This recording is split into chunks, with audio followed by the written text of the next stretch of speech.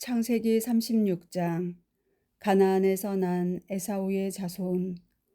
에사우 곧 에돔의 족보는 이러하다. 에사우는 가나안 여자들 가운데에서 아내들을 맞아들였다. 히타이트 사람 엘론의 딸 아다, 히위 사람 치브온의 아들 아나에게서 난 딸 오홀리바마, 그리고 이스마엘의 딸이며 느바요의 누이인 바스맛이 그들이다. 아다는 에사우에게 엘리파즈를 낳아주었고 바스맛은 르우엘을 낳았다. 오홀리바마는 여우스, 얄람, 코라를 낳았다. 이들이 가나안 땅에서 태어난 에사우의 아들들이다. 그 뒤에 에사우는 아내들과 아들, 딸들, 자기 집에 딸린 모든 식구들, 그리고 가나안 땅에서 얻은 가축대와 모든 짐승들과 재산을 거두어 자기의 아들 야곱에게서 좀 떨어진 땅으로 갔다. 함께 살기에는 그들의 가산이 너무 많았기 때문이다. 가축이 너무 많아 그들이 머물던 땅이 그들을 다 받아들일 수가 없었던 것이다.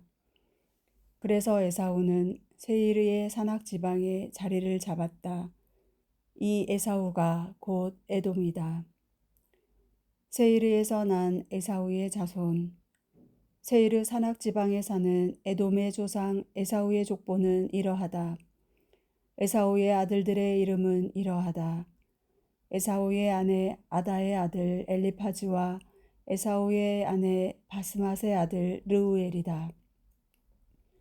엘리파즈의 아들은 테만, 오마르, 츠포, 가탐, 크나즈이다. 에사우의 아들 엘리파즈에게는 팀나라는 소실이 있었는데 그가 엘리파즈에게 아말렉을 낳아주었다. 이들이 에사우의 아내 아다의 자손들이다. 르우엘의 아들들은 이러하다. 곧 나핫, 제라, 삼마, 밑자이다. 이들이 에사우의 아내 바스맛의 자손들이다. 치브온의 아들 아나의 딸로서 에사우의 아내인 오홀리바마의 아들들은 이러하다. 그는 에사우에게 여우스, 얄람, 코라를 낳아주었다. 에돔의 족장들. 에사우의 자손들의 족장들은 이러하다. 에사우의 맏아들 엘리파즈의 아들들은 족장 테만, 족장 오마르, 족장 츠포, 족장 크나즈, 족장 코라, 족장 가탐, 족장 아말렉이다. 이들이 에돔 땅에 있는 엘리파즈의 족장들이다. 이들은 아다의 자손들이다. 에사우의 아들 르우엘의 아들들은 이러하다. 족장 나핫, 족장 제라, 족장 삼마, 족장 밑자이다. 이들이 에돔 땅에 있는 르우엘의 족장들이다. 이들은 에사우의 아내 바스맛의 자손들이다. 에사우의 아내 오홀리바마의 아들들은 이러하다. 족장 여우스, 족장 얄람, 족장 코라이다. 이들은 아나의 딸로서 에사우의 아내인 오홀리바마의 아들들이다. 이들이 에사우 곧 에돔의 아들들이며 이들이 그 족장들이다. 호르 사람 세이르의 자손. 호르 사람 세이르의 아들들로서 그 땅의 주민들은 이러하다. 곧 로탄, 소발, 치브온, 아나, 디손, 에체르, 디산이다. 이들이 에돔 땅에 사는 세이르의 아들들로서 호르족 족장들이다. 로탄의 아들들은 호르와 헤맘이고 로탄의 누이는 팀나이다. 소발의 아들들은 이러하다. 곧 알완, 마나핫, 에발, 스포, 오남이다. 치브온의 아들들은 이러하다. 곧 아야와 아나이다. 아나는 자기 아버지 치브온의 나귀를 치다가 광야에서 온천을 발견한 사람이다. 아나의 자녀들은 이러하다.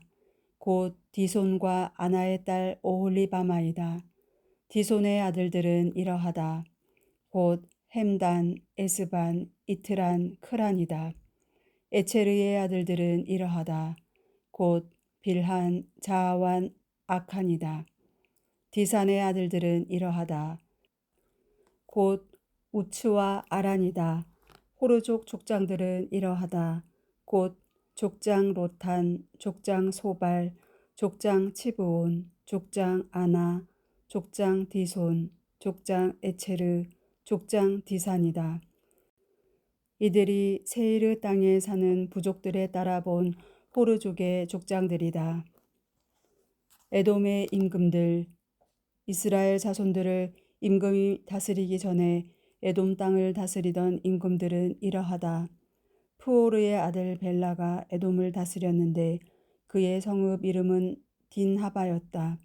벨라가 죽자 보츠라 출신 제라의 아들 요밥이 그 뒤를 이어 임금이 되었다. 요밥이 죽자 테만 땅 출신 후삼이 그 뒤를 이어 임금이 되었다. 후삼이 죽자 브닷의 아들 곧 미디안을 모압 평야에서 무찌른 하닷이 그 뒤를 이어 임금이 되었다. 그의 성읍 이름은 아윗이었다. 하닷이 죽자 마스레카 출신 사물라가 그 뒤를 이어 임금이 되었다. 사물라가 죽자 강가 르호보 출신 사울이 그 뒤를 이어 임금이 되었다. 사울이 죽자 악보르의 아들 바알 하난이 그 뒤를 이어 임금이 되었다. 악보르의 아들 바알 하난이 죽자 하다르가 그 뒤를 이어 임금이 되었다. 그의 성읍 이름은 파우였다. 그리고 그의 아내 이름은 무헤타브엘이었는데 메자합의 딸인 마트렛의 딸이었다. 에돔의 족장들, 시족과 지역과 이름에 따라 본 에사우의 족장들의 이름은 이러하다. 곧 족장 팀나, 족장 알와, 족장 여텟, 족장 오홀리바마, 족장 엘라, 족장 피논, 족장 크나즈, 족장 테만, 족장 밉차르, 족장 막디엘, 족장 이람이다. 이들이 전마다 차지하고 살던 거주지에 따라 본 에돔의 족장들이다. 에사오는 에돔의 조상이다. 창세기 37장 요셉과 그 형제들. 야곱은 자기 아버지가 나그네 살이 하던 땅 곧 가나안 땅에 자리를 잡았다. 야곱의 역사는 이러하다. 17살 난 요셉은 형들과 함께 양을 치는 목자였는데 아버지의 아내인 빌하의 아들들과 질파의 아들들을 도와주는 심부름꾼이었다. 요셉은 그들에 대한 나쁜 이야기들을 아버지에게 일러바치곤 하였다. 이스라엘은 요셉을 늙음하게 얻었으므로 다른 어느 아들보다 그를 더 사랑하였다. 그래서 그에게 긴 저고리를 지어 입혔다. 그의 형들은 아버지가 어느 형제보다 그를 더 사랑하는 것을 보고 그를 미워하여 그에게 정답게 말을 건넬 수가 없었다. 요셉의 꿈. 한 번은 요셉이 꿈을 꾸고 그것을 형들에게 말한 적이 있는데 그 때문에 형들은 그를 더 미워하게 되었다. 요셉이 그들에게 말하였다. 내가 꾼 이 꿈 이야기를 들어보셔요. 우리가 밭 한가운데에서 곡식단을 묶고 있었어요. 그런데 내 곡식단이 일어나 우뚝 서고 형들의 곡식단들은 빙 둘러서서 내 곡식단에게 큰절을 하였답니다. 그러자 형들이 그에게 말하였다. 내가 우리의 임금이라도 될 셈이냐? 내가 우리를 다스리기라도 하겠다는 말이냐? 그리하여 형들은 그의 꿈과 그가 한 말 때문에 그를 더욱 미워하게 되었다. 그는 또 다른 꿈을 꾸고 그것을 형들에게 말하였다. 내가 또 꿈을 꾸었는데 해와 달과 별 11개가 나에게 큰절을 하더군요. 이렇게 그가 아버지와 형들에게 이야기하자 그의 아버지가 그를 꾸짖어 말하였다. 내가 꾸었다는 그 꿈이 대체 무엇이냐? 그래, 나와 내 어머니와 내 형들이 너에게 나아가 땅에 엎드려 큰절을 해야 한단 말이냐? 형들은 그를 시기 하였지만 그의 아버지는 이 일을 마음에 간직하였다. 요셉이 이집트로 팔려가다. 그의 형들이 아버지의 양떼에게 풀을 뜯기러 스켐 근처로 갔을 때 이스라엘이 요셉에게 말하였다. 내 형들이 스켐 근처에서 양떼에게 풀을 뜯기고 있지 않느냐? 자, 내가 너를 형들에게 보내야겠다. 요셉이 그러십시오 하고 대답하자 이스라엘이 그에게 말하였다. 가서 내 형들이 잘 있는지 양들도 잘 있는지 보고 나에게 소식을 가져오너라. 이렇게 해서 그는 요셉을 헤브론 골짜기에서 떠나보냈다. 요셉이 스켐에 도착하였다. 어떤 사람이 보니 그가 들에서 헤매고 있었다. 그래서 그 사람이 무엇을 찾고 있느냐 하고 묻자 요셉이 대답하였다. 저는 형들을 찾고 있습니다. 그들이 어디서 양들에게 풀을 뜯기고 있는지 저에게 제발 알려주십시오. 그러자 그 사람이 말하였다. 그 사람들은 여기서 떠났단다. 도탄으로 가자 하는 말을 내가 들었다. 그래서 요셉은 형들을 뒤따라가 도탄에서 그들을 찾아냈다. 그런데 그의 형들은 멀리서 그를 알아보고 그가 자기들에게 가까이 오기 전에 그를 죽이려는 음모를 꾸몄다. 그들은 서로 말하였다.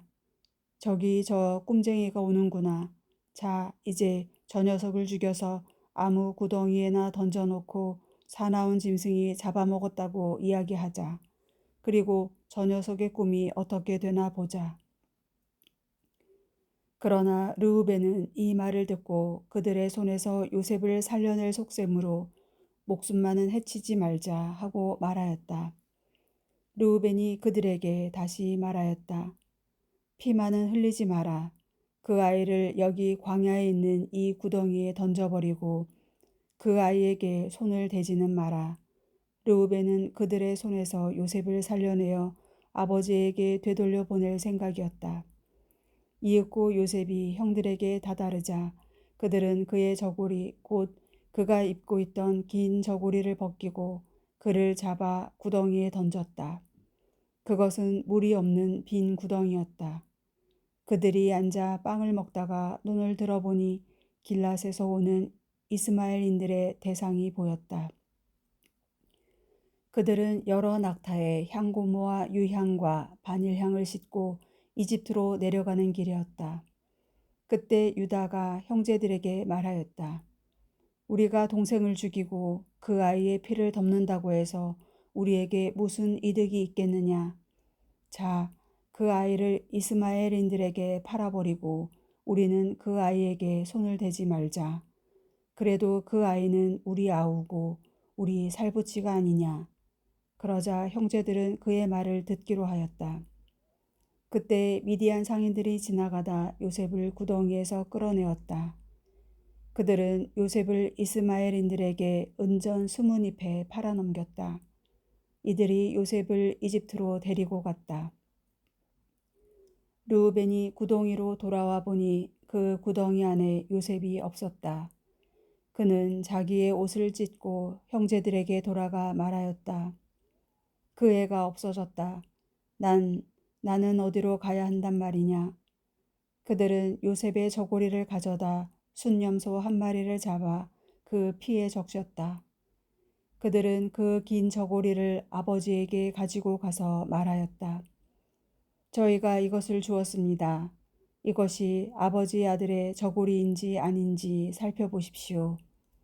그가 그것을 살펴보다 말하였다. 내 아들의 저고리다. 사나운 짐승이 잡아먹었구나. 요셉이 찢겨 죽은 게 틀림없다. 야곱은 옷을 찢고 허리에 자루옷을 두른 뒤 자기 아들의 죽음을 오랫동안 슬퍼하였다. 그의 아들, 딸들이 모두 나서서 그를 위로하였지만 그는 위로받기를 마다하면서 말하였다.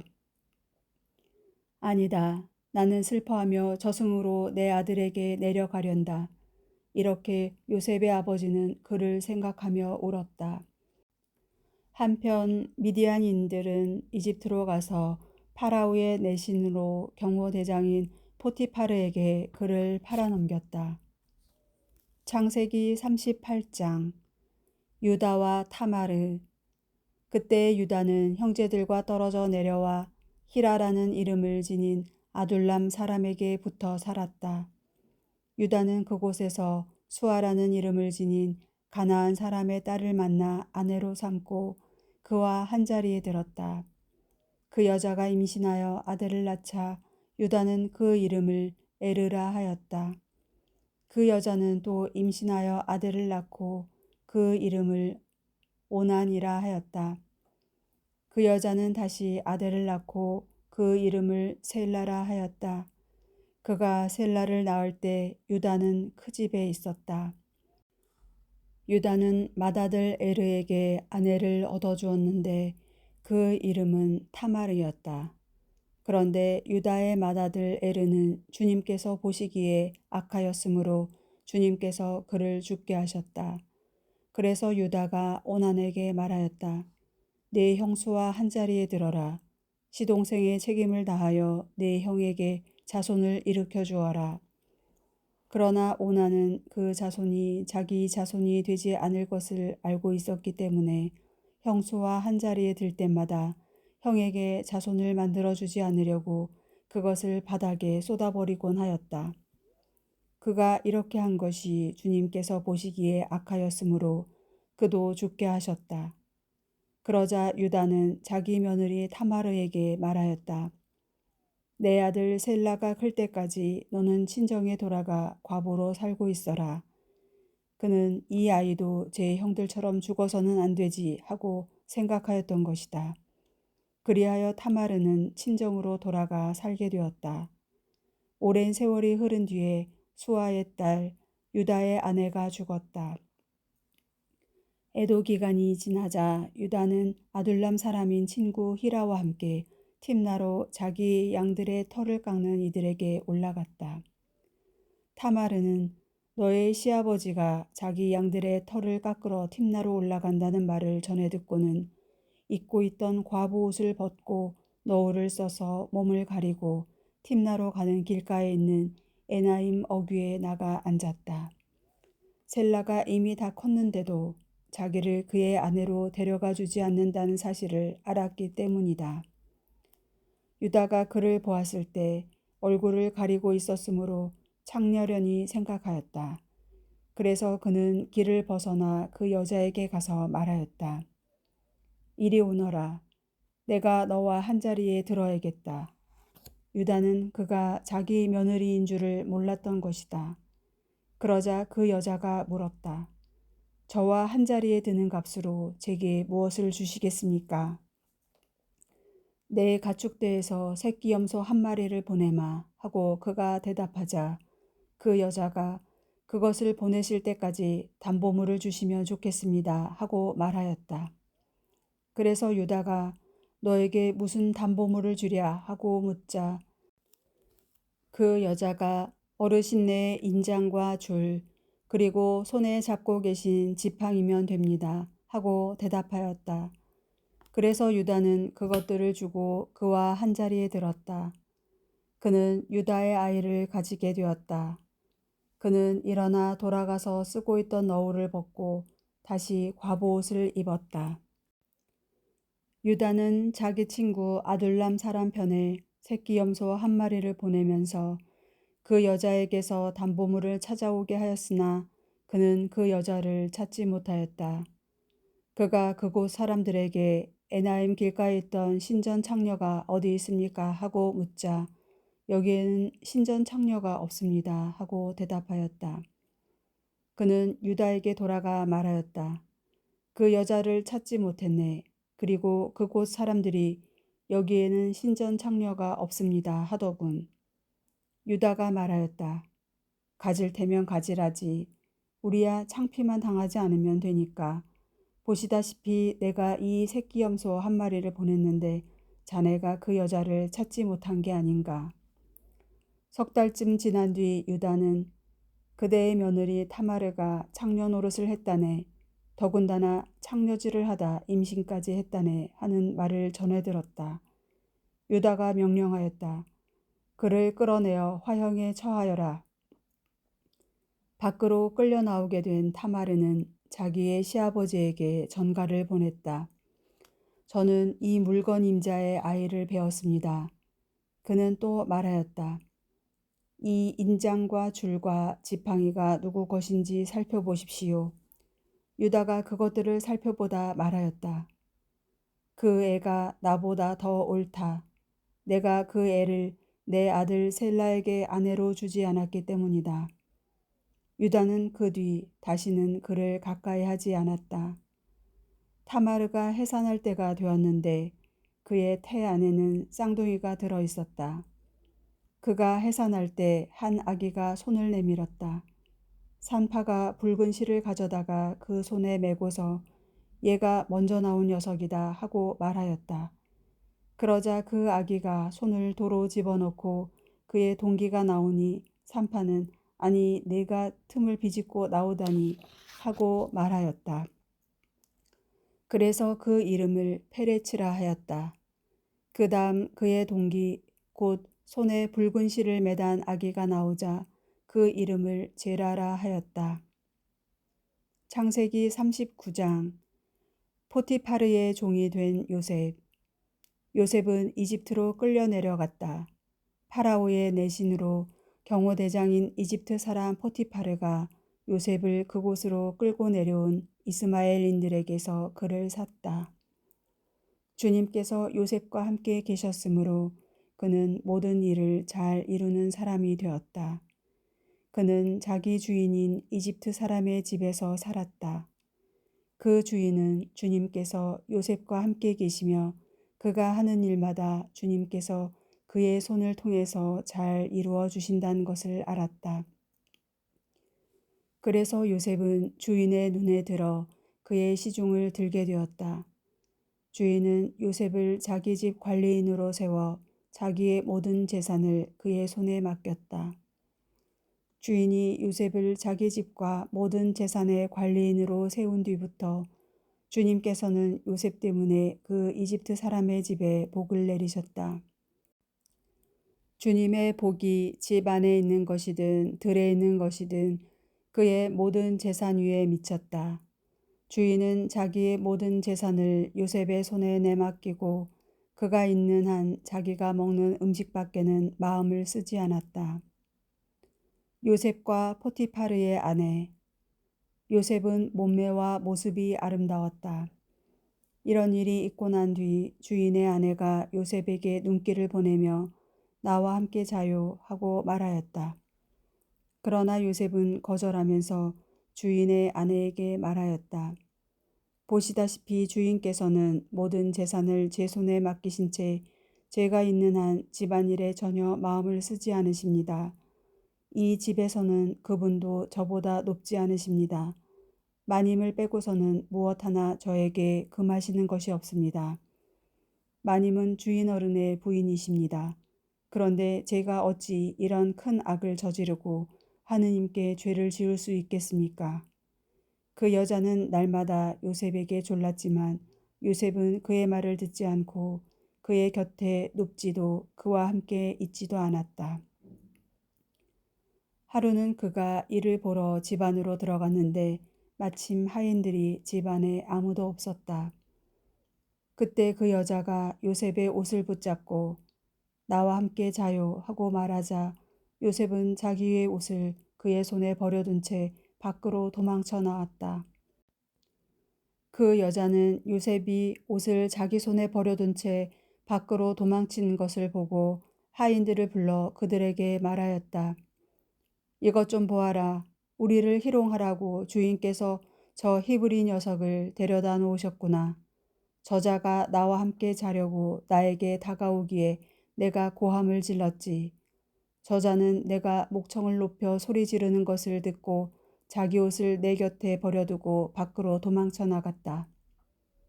그러고는 자기 주인이 집에 돌아올 때까지 그 옷을 제 곁에 놓아두었다가 그에게 같은 말로 이르는 것이었다.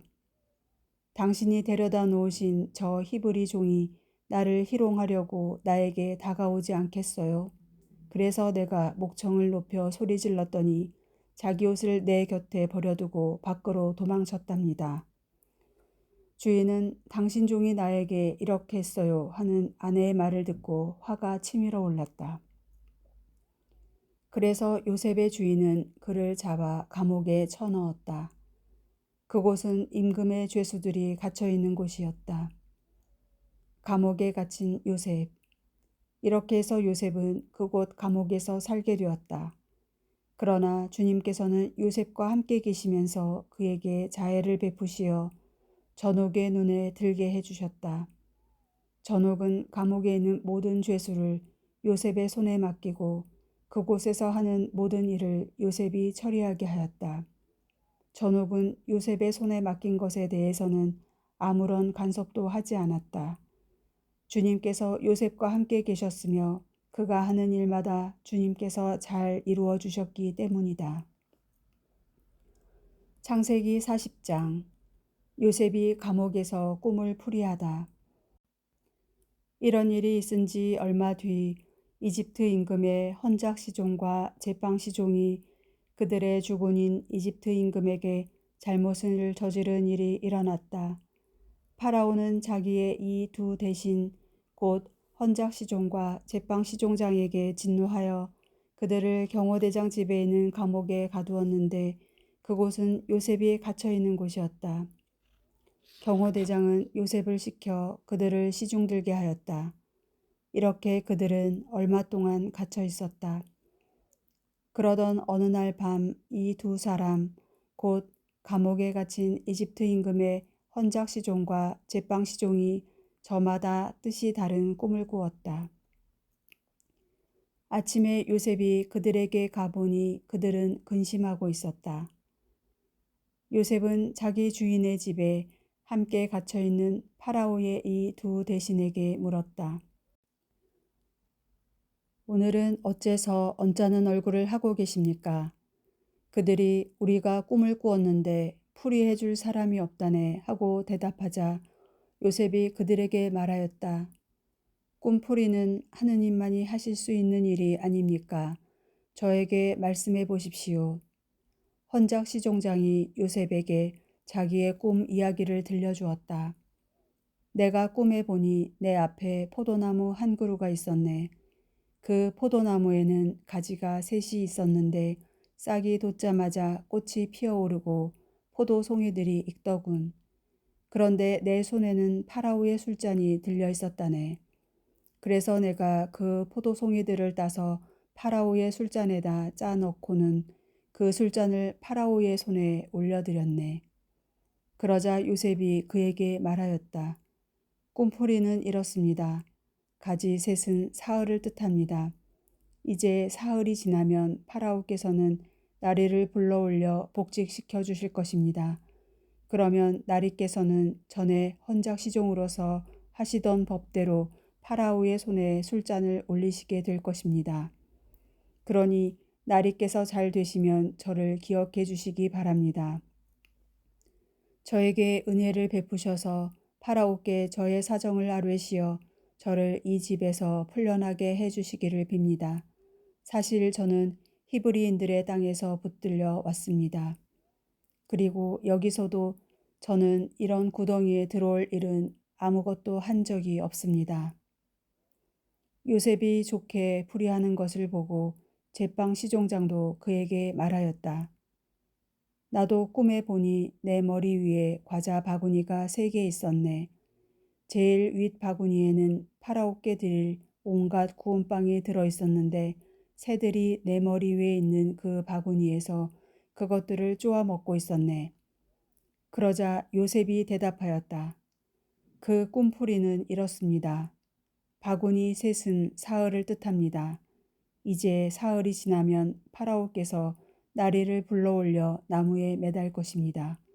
그러면 새들이 나리의 살을 쪼아 먹을 것입니다. 그리고 사흘째 되는 날, 그날은 파라오의 생일이어서 그는 모든 신하들에게 잔치를 베풀었다. 그러고는 헌작 시종장과 제빵 시종장을 신하들 가운데로 불러올려 헌작 시종장을 헌작 직위에 복직시키니 그가 파라오의 손에 술잔을 올리게 되었다.